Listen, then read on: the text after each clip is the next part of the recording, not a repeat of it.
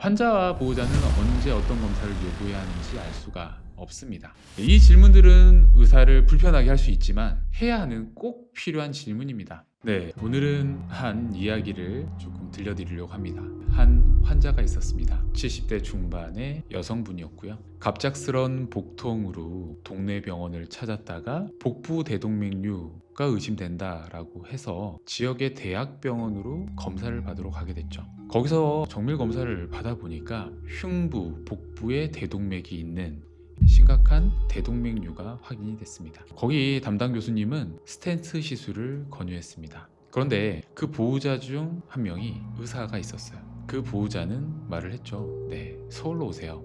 서울에 있는 병원에서 수술을 하시죠 라고 해서 서울에 올라왔습니다. 네, 수술은 성공적으로 끝났습니다. 그런데 문제가 생겼어요. 이후에 장천공이 생겼고요. 광범위한 장절제술을 하게 됐습니다. 환자는 장루를 가진 채 태어난 뒤에 계속 장루를 가진 채 생활을 했습니다. 그리고 3년 뒤에 사망했습니다.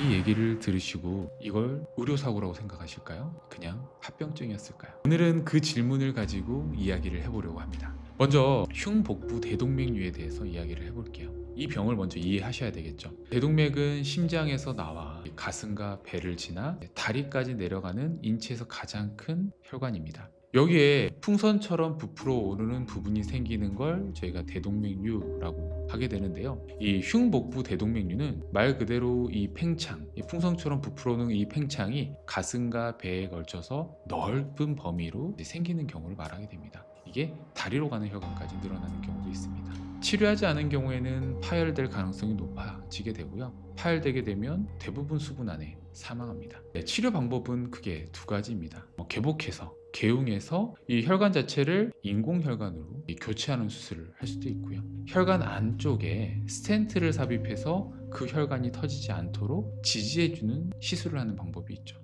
어느 쪽이 더 좋으냐는 단순하게 답하기가 어렵습니다. 환자의 나이, 전신 상태, 병변의 위치나 범위, 집도의 경험에 따라 달라지기 때문이죠. 수술은 성공적으로 끝이 났습니다. 고령의 환자가 응급 대동맥 수술을 받은 것 치고는 경과가 굉장히 좋았어요. 중환자실에서 빠르게 회복을 해서 일반 병실로 옮겨졌습니다. 가족들도 안도를 했겠죠.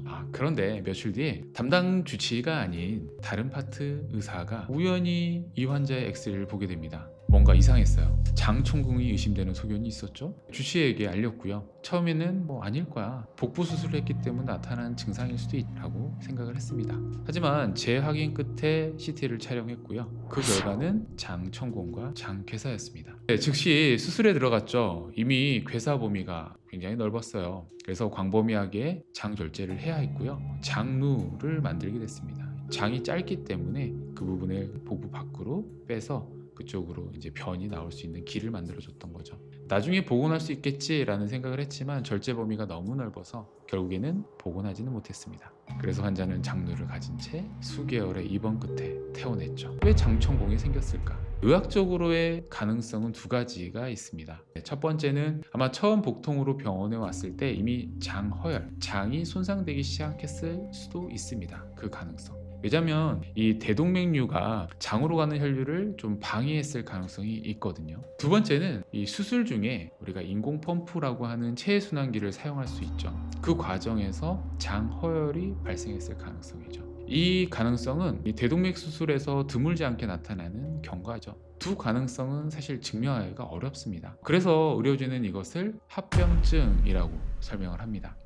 우리가 수술 설명 드릴 때 많이 듣는 얘기죠. 의료에서 이 단어는 사실 중립적입니다. 의료진이 최선을 다했음에도 불구하고 발생할 수 있는 불가피한 결과를 뜻합니다. 그런데 문제가 있죠. 이 단어는 두 가지 경우에 모두 쓰입니다. 진짜로 불가피했던 경우, 그리고 과실이 있었지만 증명이 어려운 경우. 보호자 입장에서 그 둘을 구분하는 것은 사실상 불가능하죠. 법원도 이 경계선에서 오랜 시간 씨름을 하고 있습니다. 이 이야기에서요, 엑스레이의 이상 소견을 발견했다라고 하는 사람, 그게 바로 접니다. 서울로 올라오라고 했던 보호자, 의사였던 사람도 접니다. 그 환자가 저의 할머니였으니까요. 당시 제가 전공이 1년 차였습니다. 폐와 식도를 수술하는 파트에서 이제 주치의를 맡고 있었고요. 할머님은 당연히 이제 대동맥 수술을 하셨기 때문에 이제 흉부외과 내에서도 성인심장 파트 병상이 있었죠. 네, 우연히 지나가다 데스크 모니터에 떠 있는 엑스레이를 봤을 뿐이죠. 그 우연이 없었다면 어떻게 됐을까요? 저는 지금도 그 생각을 하게 됩니다. 저는 이 이야기를 오랫동안 혼자만 안고 있었어요. 그러다 이 이야기를 꺼낸 이유는 하나입니다. 제 할머니 이야기가 특별히 불운한 게 아니라 우리 의료 구조 안에 있는 문제들을 좀 담고 있기 때문이죠. 네, 세 가지를 말씀드리죠. 첫 번째는 정보의 비대칭입니다. 다행히 의사손자가 있었던 게 다행일 수도 있고요. 아니면 불행일 수도 있습니다. 저는 사실 수술한 거를 후회하는 사람이니까요. 네, 그 의사손자가 엑스레이를 읽을 수 있었고 이상소견을 알아챌 수 있었습니다. 네, 그게 사실 그 상황에서는 다행이었지만 서울로 부른 의사손자의 선택은 사실은 실수였을 수도 있죠. 네, 하지만 그 의사 가족이 없는 환자였다라고 하면 어떻게 됐을까요? 네, 비슷한 상황이었어도 발견이 늦어졌을 수도 있고 발견이 안 됐을 수도 있습니다. 어느 파트나 전문 분야는 좀 그럴 수 있죠. 의료에서도 정보는 불균형하게 분포되어 있습니다. 사실 법도 마찬가지죠. 환자와 보호자는 언제 어떤 검사를 요구해야 하는지 알 수가 없습니다. 이 불균형은 시스템의 문제일 수 있습니다. 아까 말씀드린 것처럼 이 단어는 너무 많은 것을 덮을 수 있죠. 합병증이라는 단어의 무게. 보호자가 합병증이라고 하니 어쩔 수 없네로 마무리하지 않아도 될 수 있습니다. 왜 그 가정이 의학적으로 타당했는지 확인을 요청할 권리가 있죠. 마지막, 저도 계속 가지고 있는 마음속 한켠에 있는 책임의 무게입니다. 바로 선택, 책임의 소재죠. 스텐트 시술 대 수술. 저는 당시 확신을 가지고 수술을 선택하도록 권유했어요. 그게 더 좋은 선택이었는지 지금도 알 수 없습니다. 사실 지금은 결과론적으로 보면 최선의 선택이 아니었던 것 같아요. 의사가 권유하는 최선은 의학적 기준의 최선입니다. 그 환자의 나이, 삶, 그리고 가족의 상황을 고려한 최선이 아닐 수 있습니다.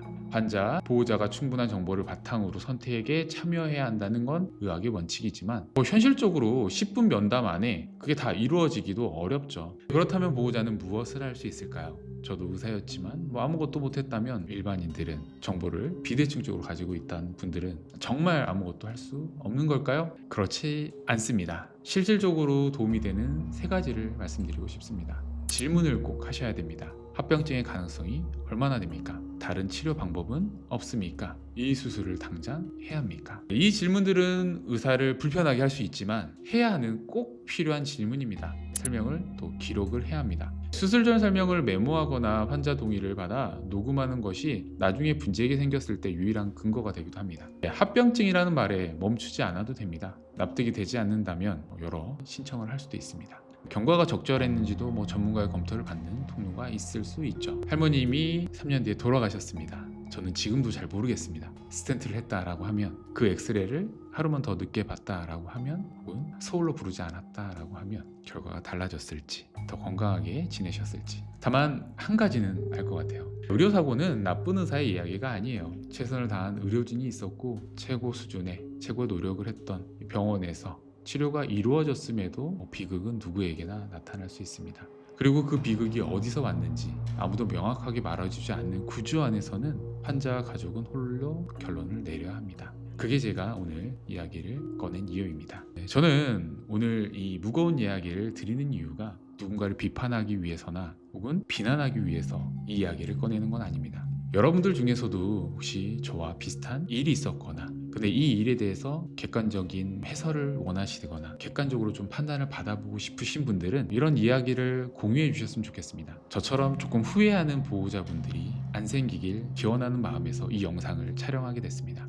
절대적으로 한쪽 편의 입장에서 이야기를 하진 않고요. 중립적인 입장에서 한번 이야기를 해보는 시간을 가져보도록 하겠습니다. 제 이야기 들어주셔서 감사합니다.